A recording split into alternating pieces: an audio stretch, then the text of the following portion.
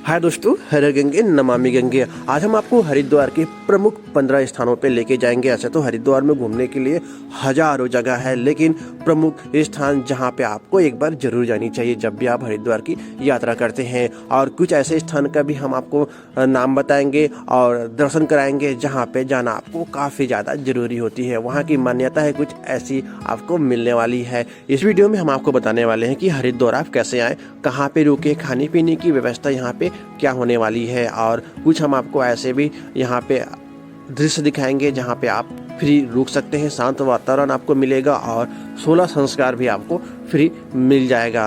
और घूमने की सरल और सही तरीके इस वीडियो में हम आपको बताएंगे ताकि आपके पैसे और समय दोनों ही बच सके। वीडियो को शेयर जरूर कीजिएगा, लाइक करते रहे और साथ में चैनल में अगर आप नए हैं तो सब्सक्राइब जरूर करें। और लास्ट टाइम में वीडियो के हम आपको बजट भी बताएंगे कि आपको हरिद्वार यात्रा के दौरान टोटल खर्च कितना होने वाला है। तो हम आपको बता दें हरिद्वार आप कैसे पहुंचेंगे। हरिद्वार पहुंचने के सबसे सरल और आसान तरीका है बाय ट्रेन। हरिद्वार में काफ़ी बड़ा रेलवे स्टेशन है और यहाँ की कनेक्टिविटी हर एक जगह से आपको मिल जाएगा। आप चाहे तो बाय ट्रेन भी आ सकते हैं और यहाँ पे बाय रोड भी आप आ सकते हैं। गवर्नमेंट बसेस की सेवा हर एक जगह से आपको मिल जाएगा हरिद्वार के लिए, और 4 लाइन बना हुआ है तो आप अपने पर्सनल व्हीकल से भी आ सकते हैं। तीसरा ऑप्शन आपको बता दें एयरपोर्ट का, तो हरिद्वार में एयरपोर्ट नहीं है। हरिद्वार में आपको यहाँ से 48 किलोमीटर दूर जॉली ग्रांट एयरपोर्ट आपको मिल जाएगा, तो आप वहाँ से हरिद्वार की प्लानिंग कर सकते हैं। हरिद्वार पहुंचने के बाद आपको एक रूम की भी ज़रूरत पड़ेगा अगर आप नाइट स्टे करना चाह रहे हैं। अगर आप नाइट स्टे नहीं करना चाह रहे, सुबह आके शाम को ही जाना चाह रहे हैं, तो लॉकर आपको मिल जाएगा रेलवे स्टेशन के बाहर, रेलवे स्टेशन पे हर की पैड़ी के पास और हर की पैड़ी से थोड़ा दूर, सारी जगह आपको लॉकर की फैसिलिटी मिल जाएगा। अगर आप रूम लेना चाह रहे हैं तो रूम आपको 2 तरह के मिलेंगे, एक तो आपको धर्मशाला मिलेगा, एक तो होटल मिलेगा। दोनों में से किसी एक का चुनाव आपको करना होगा। अगर आप फैमिली के साथ आ रहे हैं तो दोनों में से किसी एक का चुनाव करेंगे, क्योंकि यहाँ पे होटल की जो प्राइस है 500 से स्टार्ट हो जाता है, धर्मशाला का जो प्राइस है 400 से स्टार्ट हो जाता है। आप फैमिली के साथ आ रहे हैं तो आप हर की पैड़ी के पास लें। अगर आप सिंगल आ रहे हैं तो आपको डॉर्मेट्री में रुकना चाहिए, क्योंकि यहाँ पे होटल धर्मशाला सिंगल को मिलना थोड़ी सी परेशानी भरा हो जाता है। डॉर्मेट्री की प्राइस मात्र 300 रुपये आपको। हरिद्वार हर की पैड़ी से रेलवे स्टेशन की दूरी है वो 2 किलोमीटर है। आप चाहे तो पैदल भी जा सकते हैं और साथ में विगन टेम्पो, ई रिक्शा या फिर पैडा रिक्शा की सेवा यहाँ पे मिल जाता है, जो कि आपको 20 रुपये प्रति व्यक्ति के हिसाब से किराया लेगा। अगर आप पैदल जाएंगे तो आपको कुछ इस तरह का दृश्य देखने को मिलेगा। ऊपर आपको होटल धर्मशाला का जो दृश्य है वो देखने को मिलेगा, नीचे सजे हुए दुकान और रेस्टोरेंट का दृश्य देखने को मिलेगा। हरिद्वार का सबसे प्रमुख स्थान है वो हर की पैड़ी है, जहाँ पे आप गंगा जी में डुबकी लगाते हैं, आशीर्वाद लेते हैं। तो आप हर की पैड़ी आएंगे और हमारा सबसे पहला जो घूमने का आज का जगह है वो है हर की पैड़ी ही। तो आप पहले हर की पैड़ी आएंगे और गंगा जी में डुबकी लगाएंगे, आशीर्वाद लेंगे, फिर आप यहाँ पे हरिद्वार दर्शन के लिए निकलेंगे। तो आप जैसे ही हर की पैड़ी में पहुँचते हैं, गंगा जी का आशीर्वाद लेते हैं, हर की पैड़ी से मात्र 200 मीटर की दूरी में मां मनसा देवी की पैदल ट्रैक है। आप चाहे तो पैदल भी जा सकते हैं, आप चाहे तो रोपवे से जा सकते हैं। दोनों ही मार्ग आपको यहाँ पे मिलने वाला है। मनसा देवी का जो रोपवे का जो ट्रैक है यहाँ से लगभग 300 मीटर है, तो आप चाहे तो पैदल भी जा सकते हैं और ई रिक्शा से जा सकते हैं। ई रिक्शा से जाएंगे तो आपको मनसा देवी की रोपवे के लिए 10 रुपये पर पर्सन आपको देना होगा। अगर आपके साथ बुजुर्ग है तो हम आपको कहेंगे आप रोपवे से जाएं। रोपवे से अगर जाएंगे, मनसा देवी की जो दूरी है हर की पैड़ी से अगर हम मंदिर तक की बात कहें तो 2 किलोमीटर है। आप आराम से जा सकते हैं। सीढ़ियों आप 832 सीढ़ी आराम से चढ़ाई कर सकते हैं। ऐसे ज़्यादा टफ नहीं है। स्टार्टिंग की जो सीढ़ी है वही आपको थोड़ा टफ लगेगा, बाकी आप आराम से पैदल यात्रा कर सकते हैं। पैदल यात्रा के बहुत सारे फायदे हैं। यहाँ से आपको जब भी जाएंगे ऊपर तो आपको काफ़ी अच्छे दृश्य देखने को मिलेंगे हरिद्वार के, और साथ में कहा जाता है मनसा देवी के जो दर्शन करते हैं उन्हें उनकी मनोकामना की पूर्ति बहुत जल्दी होती है। और ख़ास तौर पर यहाँ पे हम बात कहें तो यहाँ पे आपको रोपवे की जो सेवा है शाम को 7 बजे के बाद बंद हो जाएगा, सुबह 5 बजे स्टार्ट हो जाता है। और साथ में अगर आप मंदिर की बात कहें तो मंदिर का भी कुछ इसी तरह का दृश्य है। सुबह 5 बजे खुल जाता है श्रद्धालुओं के लिए और रात को 8 बजे तक खुला होता है। नवरात्रि के सीजन में स्पेशल दर्शन होते हैं। रात के समय बिल्कुल भी यात्रा नहीं करनी चाहिए, ये हम आपको कहेंगे। रोपवे का जो किराया है मनसा देवी का वो है 129 रुपये आने जाने का। अगर आप सिंगल वे का लेंगे तो आपको 100 रुपया पड़ने वाला है। अब हम जाते हैं माँ चंडी देवी की, जो कि हमारी हरिद्वार दर्शन की तीसरा स्थान है। माँ चंडी देवी की जो यात्रा है आप मनसा देवी की यात्रा के तुरंत बाद ही करेंगे, क्योंकि आपको ट्रांसपोर्ट की सेवा है वो यहाँ से ही मिल जाएगा आपको। अगर आप यहाँ से ट्रांसपोर्ट की सेवा नहीं लेना चाह रहे तो आपको थोड़ा देर पैदल चलना पड़ेगा।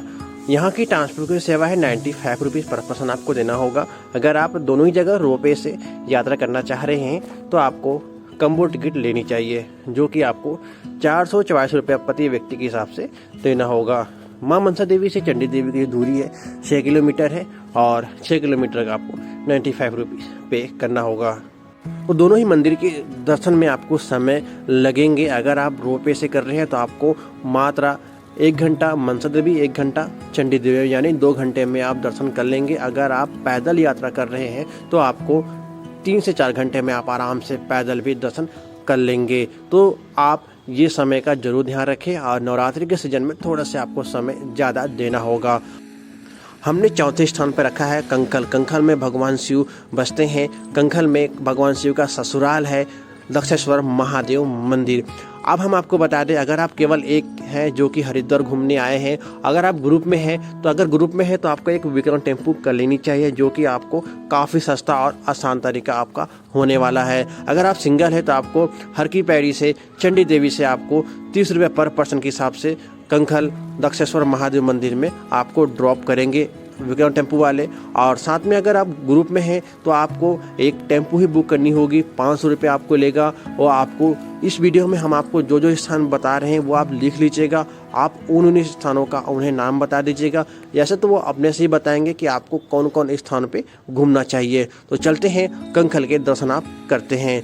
कंखल में जैसे ही आप पहुंच जाएंगे भगवान शिव के ससुराल दक्षेश्वर महादेव मंदिर में, वहां पे माँ गंगा की बहती जल की धारा आपको दिखेगी, जहां पे आप डुबकी लगाएंगे और आशीर्वाद लेंगे और भगवान शिव में गंगा जल चढ़ाएंगे। और कहा जाता है यहाँ पे सावन के महीने में भीड़ काफ़ी ज़्यादा होता है और भगवान शिव खुद विराजमान होते हैं और अपने भक्तों का कल्याण करते हैं। इस मंदिर को दर्शन करने में लगने वाले हैं समय, अगर आप स्नान करेंगे तो आधा घंटा, और आप अगर स्नान नहीं करेंगे तो आपको 15 से 20 मिनट में आप आराम से दर्शन आप यहाँ पे कर लेंगे। 5वें नंबर में हमने शांति कुंज को रखा है, और 5वें नंबर में शांति कुंज को क्यों रखा है ये आपको वीडियो में पता चल जाएगा। ये आपको कंखल से 7 किलोमीटर पड़ेगा, हर की पैड़ी से 6 किलोमीटर पड़ेगा। यहाँ की जो स्पेशल बात है वो हम आपको कहें, यहाँ पे रहना खाना पूरी तरह से फ्री है। 16 संस्कार आप करा सकते हैं, किसी प्रकार के आपको यहाँ पे पैसे देने की ज़रूरत नहीं है। 2 दिन आप निःशुल्क रह सकते हैं। खाना आपको यहाँ पे सात्विक मिलेगा, किसी प्रकार की यहाँ पे आपको शोर शराबा नहीं मिलने वाला है, एक शांत माहौल आपको मिलने वाला है यहाँ। और साथ में आपको निःशुल्क आयुर्वेदिक उपचार की भी सुविधा यहाँ पे मिल जाता है। अब हम आपको बता देते हैं, अगर आप सिंगल हैं तो हर की पैड़ी से यहाँ पे बाय टेम्पू आएंगे तो आपको 30 रुपये पर पर्सन देंगे। अगर आप आएंगे कंखल से तो आपको 40 से 50 रुपये पर पर्सन आपको यहाँ पे आने के लिए देने होंगे। लगने वाले टाइम की बात कहें तो आपको 2 घंटे यहाँ पे लगेगा, क्योंकि काफ़ी बड़ा एरिया है, घूमने में इतना समय जरूर आपको यहाँ पे देना होगा। शांति कुंज गायत्री परिवार का मुख्यालय भी है, और यहाँ पे भजन कीर्तन और साथ में यज्ञ की भी सुविधा यहाँ पे होता है। अखंड दीप के भी आप दर्शन यहाँ पे करेंगे। ये है माँ गायत्री के आप दर्शन कर रहे हैं। यहाँ पे 16 संस्कार, जैसे कि हमने आपको बताया, गर्भधारण से मृत्यु तक के संस्कार यहाँ पे किए जाते हैं। 6वें नंबर में हमने सप्तऋषि सरोवर मार्ग में पड़ने वाले मंदिरों का नाम रखा है। काफ़ी सारे मंदिर इस मार्ग में पड़ेंगे। अब हम वापस आ रहे हैं हर की पैड़ी की ओर। इसी कारण हमने शांति कुंज को, जो कि सबसे ज़्यादा दूर है, उसे हमने सबसे लास्ट रखा था 5वें नंबर में। तो चलते हैं सप्तऋषि सरोवर में।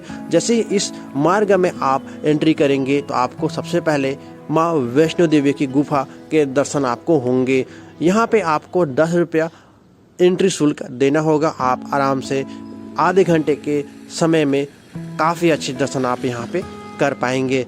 उसके बाद जैसे ही आप आगे बढ़ेंगे तो आपको हनुमान जी के मंदिर, श्री राम मंदिर और 7 मंजिला भारत माता मंदिर के भव्य दर्शन आपको होने वाले हैं। सातवें नंबर में हमने भारत माता मंदिर को रखा है। भव्य दृश्य आपको जरूर अपनी ओर आकर्षित करेगी, क्योंकि यहाँ पे हर एक फ्लोर में हर एक आपको अलग अलग देवी देवताओं के दर्शन आपको होंगे। सबसे ऊपर भगवान शिव विराजमान है और सबसे नीचे माँ भारत माता आपको दर्शन करने को मिलेगा। यहाँ पे जाते वक्त आपको लिफ्ट की सुविधा भी मिल जाएगा, जो कि 5 रुपये पर पर्सन आपको देने होंगे, और आते वक्त आपको केवल पैदल ही आना होगा। बुजुर्गों को हम कहेंगे आप ऊपर ना जाएं, क्योंकि उतरते वक्त आपको कठिनाई का सामना करना पड़ सकता है। 8वें नंबर के स्थान पे अद्भुत मंदिर है। नाम से ही आपको समझ में आया हुआ, यहाँ पे कुछ न कुछ अद्भुत जरूर होगा। आप भारत माता मंदिर से 4 किलोमीटर आपको फिर से आगे की ओर जाना होगा। भारत माता मंदिर से 20 रुपये प्रति व्यक्ति के हिसाब से आप यहाँ पे पहुँच सकते हैं। ई रिक्शा आपको 20 रुपया लेगा, और यहाँ पे जैसे पहुँचेंगे तो आपको काफ़ी सुंदर दृश्य देखने को मिलेंगे। यहाँ पे तुलसी के काफ़ी सारे आपको पौधे देखने को मिलेंगे, और अभी हम आपको अंदर लेके जाते हैं। अंदर जैसे पहुँचेंगे तो आपको यहाँ पे काफ़ी सारे रत्न दिखाई देंगे, जो कि आप अंगूठी में पहनते हैं। यहाँ पे दुर्लभ मोतियों के दर्शन आपको होंगे, जो कि ज्वालामुखी से निकले हुए हैं, समुद्र से निकले हुए हैं। ऐसे यहाँ पे पूरे आपको दृश्य देखने को मिलेंगे। एक बार जरूर जाए अगर आप मोतियों पे विश्वास रखते हैं, मोतियों पे आस्था रखते हैं। 9वें नंबर में हमने रखा है शीश महल को, जहाँ पे आपको कांच से बने हुए दीवार, कांच से बने हुए देवी देवताओं के मूर्ति आपको देखने को मिलने वाले हैं। याद रहे हम हर की पैड़ी की ओर वापस अभी आ रहे हैं। सप्तऋषि सरोवर से शीश महल आने के लिए आपको 10 रुपये पर पर्सन देने होंगे। अभी हम जितने भी मंदिर आपको बता रहे हैं ये 500 मीटर के आसपास की रेंज में ही है। आप चाहे तो पैदल भी यात्रा कर सकते हैं। अगला है हमारा हरिद्वार दर्शन का। भीम जी की मूर्ति देख, गुप्त गंगा के दर्शन आपको होंगे। कहा जाता है जब 5 पांडव स्वर्ग के मार्ग की ओर जा रहे थे तो यहाँ पे रुके थे और तपस्या किए थे। 11वें नंबर में हम आपको कराने वाले हैं माँ काली के दर्शन, जो कि मान्यता काफ़ी ज़्यादा यहाँ का आपने सुना होगा। यहाँ पे कहा जाता है जब भी कोई ट्रेन गुजरती यहाँ से तो बिना हॉर्न के नहीं गुजरती, और अंग्रेज़ों के ज़माने में यहाँ पे कहा जाता है मंदिर नहीं था और मंदिर के बिना यहाँ से ट्रेन बिल्कुल भी टस से मस नहीं हो पा रहा था। जब मंदिर बनाया गया तभी यहाँ से ट्रेन गुजर सकती है। ये काफ़ी मान्यता प्राप्त है, और हर की पैड़ी से मात्र यहाँ की दूरी 400 मीटर है, तो आप पैदल भी हर की पैड़ी से यहाँ आ सकते हैं। हर की पैड़ी बस आप पहुँचने वाले हैं। अभी जो हम मार्केट देख रहे हैं ये है भीमगोड़ा का मार्केट। भीमगोड़ा के मार्केट में भी आपको खाने पीने रहने के अच्छे ऑप्शन मिल जाते हैं, जैसे कि अपर और मार्केट और मोती बाजार में मिलते हैं। यहाँ पे एक प्लस पॉइंट होता है कि जितने भी होटल धर्मशाला आपको मिलेंगे सारे में आपको पार्किंग की सुविधा भी मिल जाता है। ऐसे हमने 12वें स्थान पे रखा है माँ गंगा की संध्या आरती का दृश्य। देख रहे हैं संध्या आरती के लिए श्रद्धालुओं की संख्या काफ़ी ज़्यादा होती है, और आप अगर हरिद्वार आते हैं और आरती के दर्शन नहीं करते हैं तो आपकी यात्रा अधूरी मानी जाती है। और आरती के लिए देख रहे हैं लगभग 500 मीटर की जो घाट है वो पूरी तरह से एक किनारे से दूसरे किनारे तक भरा होता है, देख रहे हैं। और संध्या की आरती मौसम के अनुसार अलग अलग समय में होता है। आप अगर संध्या की आरती के दर्शन करना चाह रहे हैं तो आपको चप्पल जूता यहाँ पे रख के प्रमुख घाट ब्रह्म कुंड की ओर आपको प्रवेश करना होगा। देख रहे हैं भागीरथी सेतु में हम खड़े हुए हैं, यहाँ से लोग अभी आना स्टार्ट कर रहे हैं और जाना भी स्टार्ट कर रहे हैं। आरती से लगभग आपको 3 से 3.25 घंटे पहले ही आपको घाट में बैठ जाना है, ताकि आपको आरती के अच्छे दर्शन हो सके। और आरती के अच्छे दर्शन कहाँ से होंगे वो भी हम आपको बताएंगे। मौसम के अनुसार जैसे कि हमने आपको पहले बता दिया था, कभी भी आते हैं तो आप सूर्यास्त का समय ध्यान रखें। सूर्यास्त का समय ही संध्या आरती का एग्जैक्ट टाइम होता है।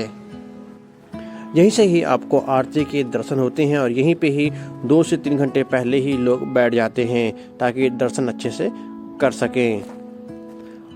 देख रहे हैं यहाँ पे डिस्प्ले भी हो रहा है, आरती के दर्शन आप डिस्प्ले भी कर सकते हैं। ऐसा तो आप यहाँ पे अभी हम आपको दर्शन कराएंगे। गंगा जी की आरती समापन के बाद आप यहाँ पे 2 प्रमुख मार्केट आपको मिलेंगे। एक तो मोती बाजार मार्केट, दूसरा है अपर और मार्केट। दोनों ही मार्केट हरिद्वार के सबसे फेमस मार्केट है और गंगा घाट हर की पैड़ी के पास है। तो यहाँ पे आपको शॉपिंग के, पूजा पाठ, कपड़े और बच्चे बुजुर्ग के लिए आपको शॉपिंग के ऑप्शन आप पे मिल जाते हैं। और फिर आप शॉपिंग करने के बाद अपने रूम में होटल धर्मशाला में जाके आराम करेंगे। ये था 1 डे का प्लान। चाहे आप तो सुबह आके शाम तक जा सकते हैं या फिर नाइट स्टे भी कर सकते हैं। काफ़ी अच्छा रहा होगा ये 1 डे का प्लान। और एक और आपको हम बता दें, स्वामी विवेकानंद पार्क में भगवान शिव की 108 फीट ऊंची मूर्ति है। आप चाहे तो वहाँ पे भी जा सकते हैं, पूजा पाठ कर सकते हैं और फोटोग्राफी कर सकते हैं। अगर आप फ्री यहाँ पे स्टे करते हैं तो आपको 500 में हरिद्वार भ्रमण हो जाएगा, जो कि ट्रांसपोर्ट का लगने वाला है। अगर आप होटल धर्मशाला में रुकते हैं तो आपको 500 रुपये होटल का, 500 रुपये ट्रांसपोर्ट का और 500 रुपया खाने पीने का। तो आपको लगभग 1500 से 2000 में पूरे हरिद्वार आप आराम से भ्रमण कर सकते हैं। उम्मीद है वीडियो आपको अच्छी लगी होगी। अगर अच्छी लगी तो लाइक शेयर जरूर करें। फिर मिलते हैं एक नए वीडियो में। हर हर गंगे नमामि गंगे।